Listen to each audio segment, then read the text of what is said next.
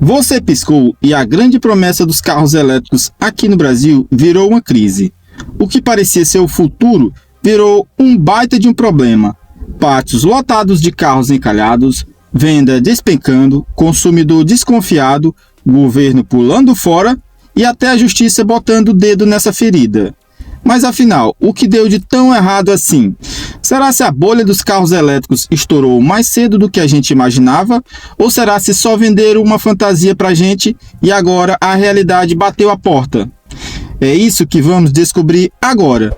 Mas antes, eu gostaria de pedir que vocês deixem um like no vídeo e se inscrevam no canal, porque isso me ajuda bastante. Desde já eu agradeço. Obrigado. Bom, vamos começar pelos fatos. As importações de carros elétricos e híbridos caíram 51% no primeiro trimestre agora de 2025. E quando falamos em carro 100% elétrico, a queda é ainda mais brutal, quase 75% em valor de importação.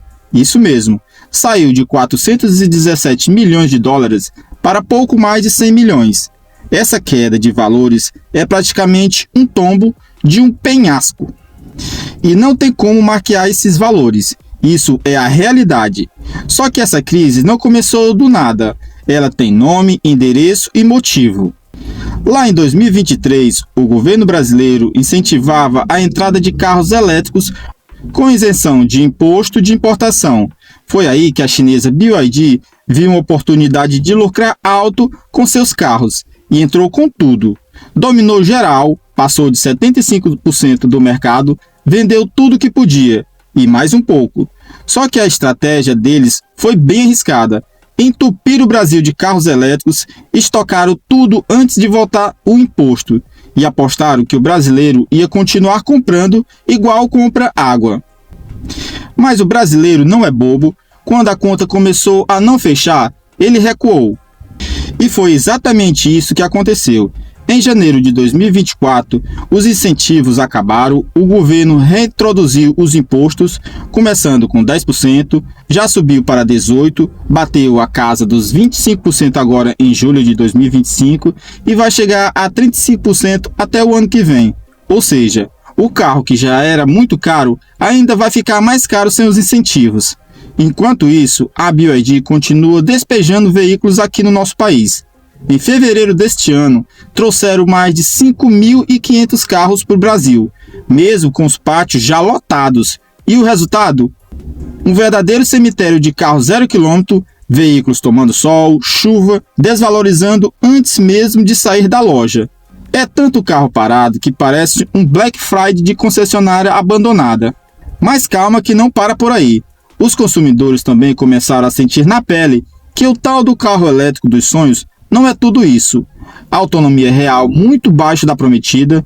Tem carros, por exemplo, prometendo 400 km e entregando pouco mais de 230.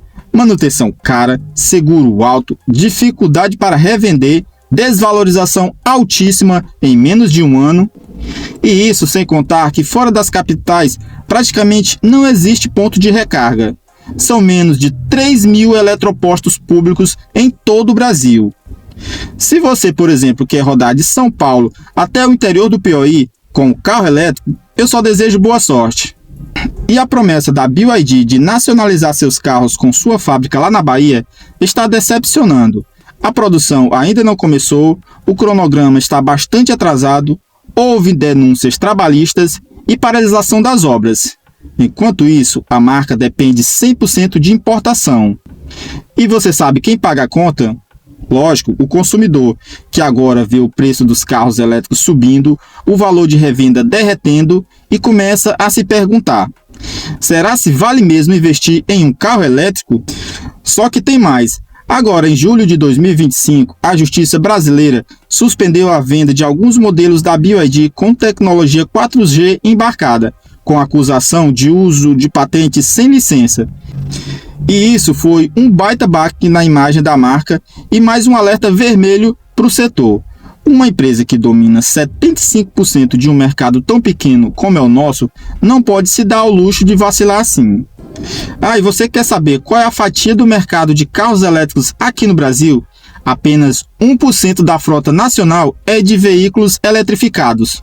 Mesmo com toda essa propaganda, com toda essa grana investida, com todo esse discurso bonito, o impacto é muito pequeno. E o pior, a maior parte dos elétricos vendidos são usados como segundo carro para cidades grandes, por gente com estrutura e garagem para carregar. Ou seja, o brasileiro médio, aquele que precisa de um carro para rodar estradas ruins, carregar carga, encarar buraco, ainda não vê um elétrico como uma opção viável. E com razão. Então agora vamos juntar tudo. Queda de quase 75% nas importações, fim dos incentivos fiscais, volta dos impostos, pátios lotados, fábricas parando, autonomia questionável, estrutura de recargo falha, consumidor arrependido e até processo judicial rolando. Se isso não é uma crise, então eu não sei o que é. Claro que ninguém está dizendo que o carro elétrico já morreu. A tecnologia é válida, o futuro pode até ser elétrico, mas a presente aqui no Brasil é outro. Aqui o buraco é um pouco mais embaixo, e o que a gente está vendo agora é um choque de realidade. O país não tem estrutura, o consumidor não tem confiança e o mercado foi inflado por promessas de mais e planejamentos de menos. O que prometiam como revolução virou frustração e agora está todo mundo tentando entender como sair desse atoleiro. O que a gente sabe é que o brasileiro está muito esperto. Ele não quer mais saber de pagar caro em promessas, ele quer um carro que entrega, que tenha peças, que não encalhe, que revenda bem, que aguente o tranco e que, num cenário atual, os elétricos ainda estão longe de entregar tudo isso. Para finalizar, a pergunta que fica é: o Brasil já teve a crise dos elétricos ou ainda não caiu na real? Será que ainda vale a pena investir nesse tipo de carro ou será melhor deixar essa tempestade passar? Comenta aqui embaixo. E se gostaram desse vídeo, eu gostaria de pedir que vocês deixem aquele like e se inscrevam no canal. Obrigado por ficar até o final e até o próximo vídeo.